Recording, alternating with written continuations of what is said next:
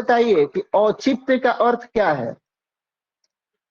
कोई भाई, कोई भी लोग बताए औचित्य का अर्थ पहले समझिए। क्या?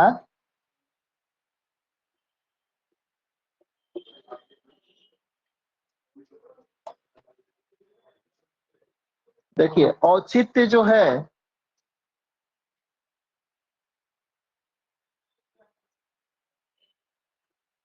औचित्य, अच्छा, इसी को कहा जाता है तर्क संगतता, है ना? तर्क संगतता या फिर उपयुक्तता,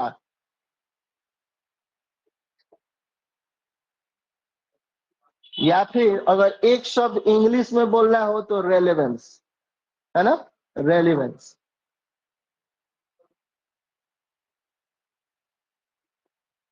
तो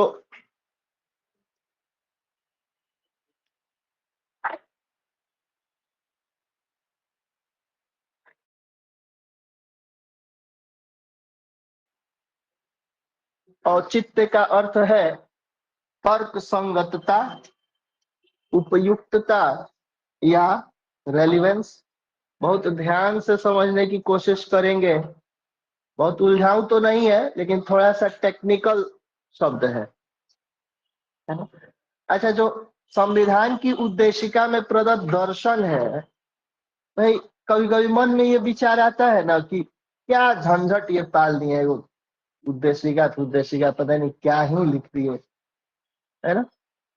तो फिर अब प्रश्न इस पे आता है कि तो फिर क्यों लिखा है, क्यों जोड़ा गया है? दर्शन जब है इसमें, आप कहते हैं कि इसमें दर्शन है, नेहरू का दर्शन है, हाँ, गांधी का दर्शन है, सरदार वल्लभ भाई पटेल का दर्शन है, सबका दर्शन है, तो क्या है ये दर्शन? इस दर्शन का औचित्य क्या है, क्यों है, कितना तर्कपूर्ण है? आप इसको लिख तो दिए, लेकिन क्यों लिख दिए? कुछ उपयुक्तता है इसकी कि ऐसे ही लिख दिए, मन में आया उठ उठ के लिख दिए? तो इसकी कुछ तो उपयुक्तता रही होगी, तो इस दर्शन का कुछ तो औचित्य रहा होगा, तर्क संगतता तो रही होगी, रेलिवेंस तो रहा होगा। अब इस चीज को हम समझेंगे कि क्या है इसका औचित्य, क्या है तर्क संगतता, है ना?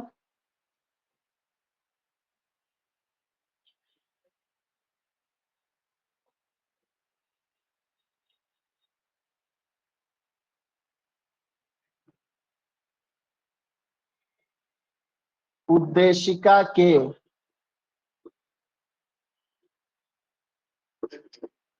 दर्शन का औचित्य।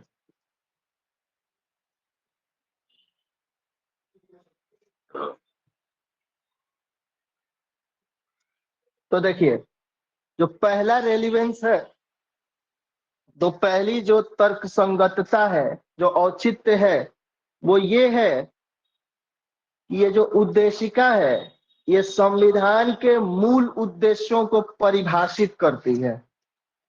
पहली चीज कि संविधान के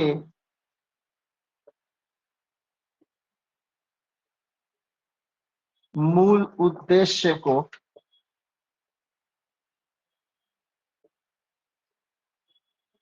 परिभाषित करती है ना?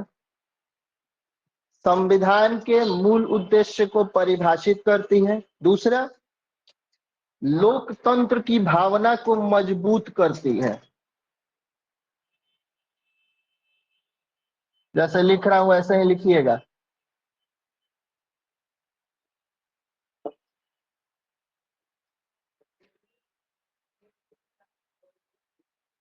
लोकतंत्र की भावना को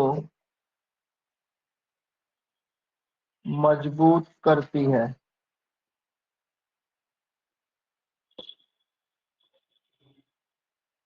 थर्ड, राष्ट्रीय एकता और अखंडता का आधार है।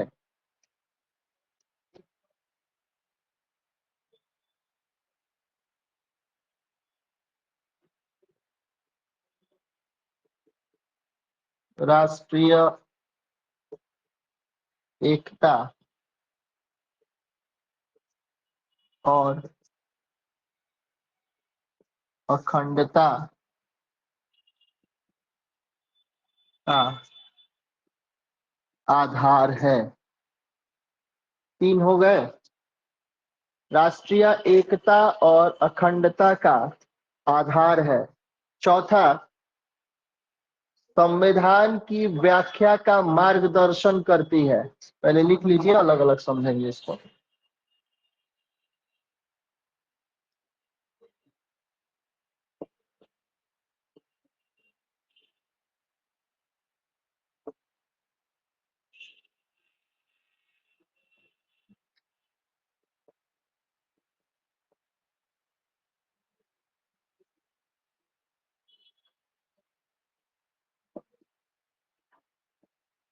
संविधान की व्याख्या का मार्गदर्शन करती है। पांचवा, सामाजिक और आर्थिक असमानता को समाप्त करती है।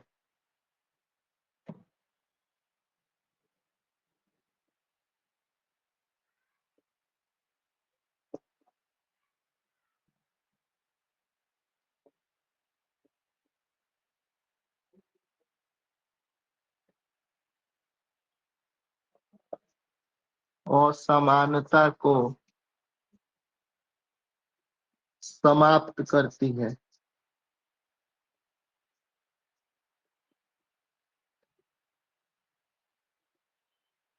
और छठा है, सिक्स, यह है धर्म निरपेक्षता का संरक्षण करती है।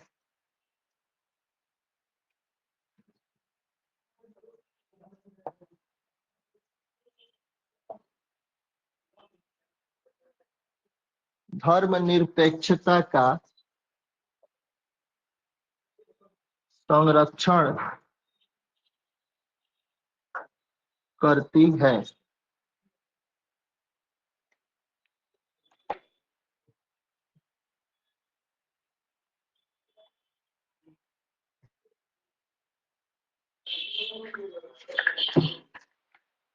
अच्छा, इसको ऐसे लिखवाने के पीछे मेरा उद्देश्य ये है कि अगर प्रश्न 150 नंबर में लिखना हो तो ऐसे कंसाइज्ड वे में हम लिख सकते हैं। अगर 400 शब्द में लिखना हो तो पहले इसको लिख लीजिए या मत लिखिए, और सीधे अपना पॉइंट वाइज लिख के और उसको डिस्क्राइब कर दीजिए। तो 150 शब्द में जब आंसर लिखना हो तो इस तरीके से लिखना चाहिए। चित्र देखिए, कम शब्द में लिखने में, जैसे कम शब्द में जब उत्तर लिखना होता है तो गागर में सागर भरना होता है। यानी आप बहुत सारी चीजों को थोड़े से में एडजस्ट कर दीजिए, है ना। यानी आप कह सब रहे हैं लेकिन आपने पेज की खपत नहीं करी, तब जाके आपका एक खूब बढ़िया सा उत्तर तैयार हो जाता है।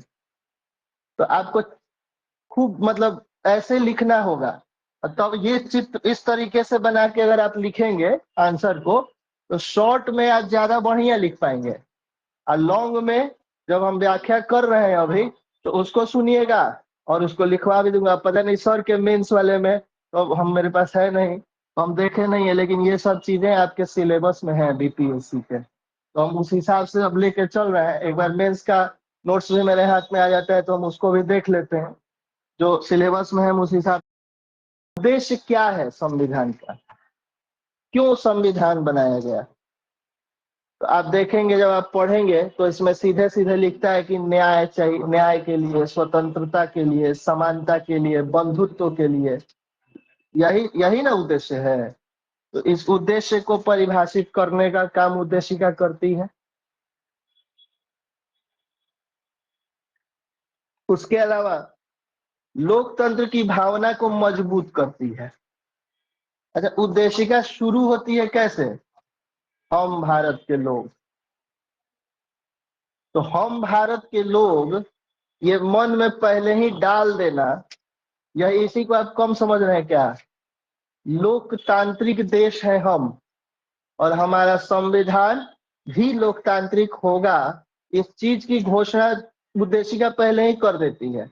हम भारत के लोग शब्द से, मतलब फ्रेज से। तो हम भारत के लोग, भारत को इसके आगे, तो इस तरीके से ये बताने का काम और लोकतंत्र की भावना को मजबूत करने का काम भी उद्देशिका कर रही है। स्रोत कौन है लोकतंत्र का?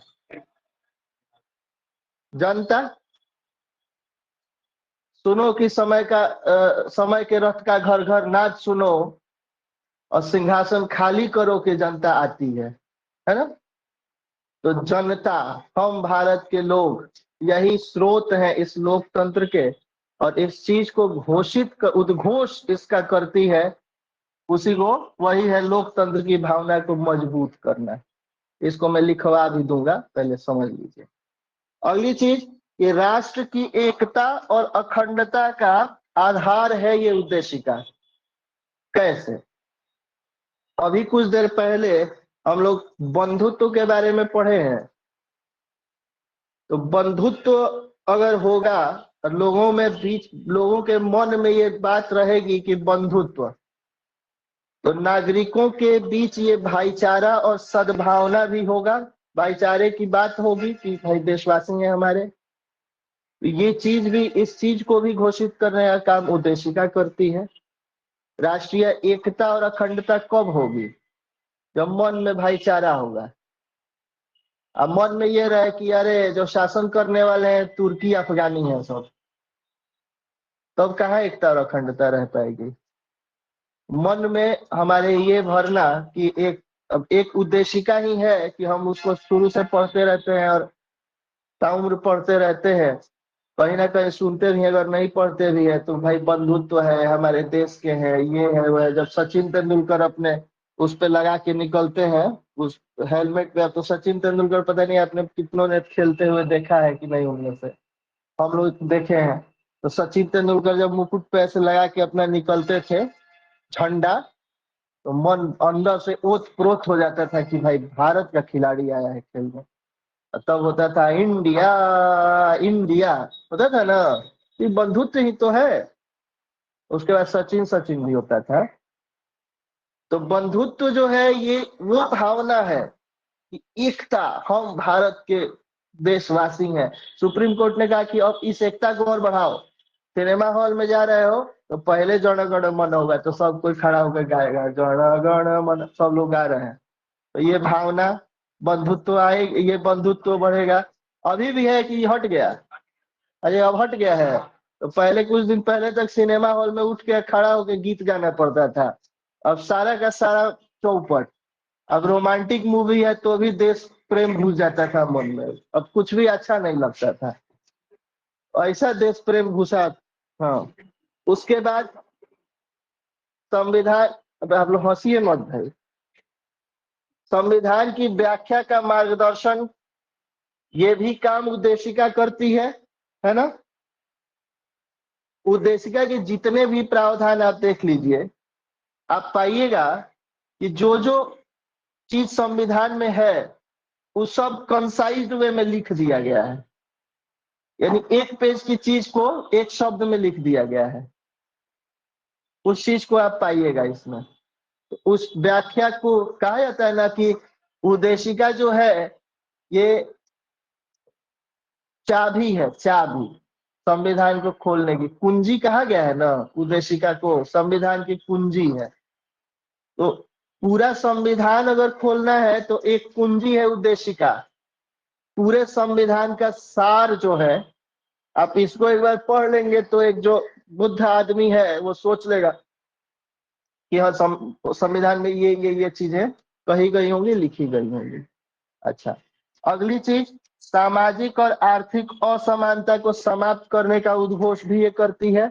आप अभी कुछ देर पहले पढ़े हैं कि न्याय, सामाजिक आर्थिक राजनीतिक न्याय मिलेगा, इस पे और समझाने की जरूरत है, आप समझ रहे हैं। उसके अलावा धर्म निरपेक्षता का संरक्षण, पंथ निरपेक्षता शब्द है ना संविधान में, तो वो चीज भी होगी। और थोड़ा इसको लिख लीजिए, ये पूरा हो जाए, लिखिए।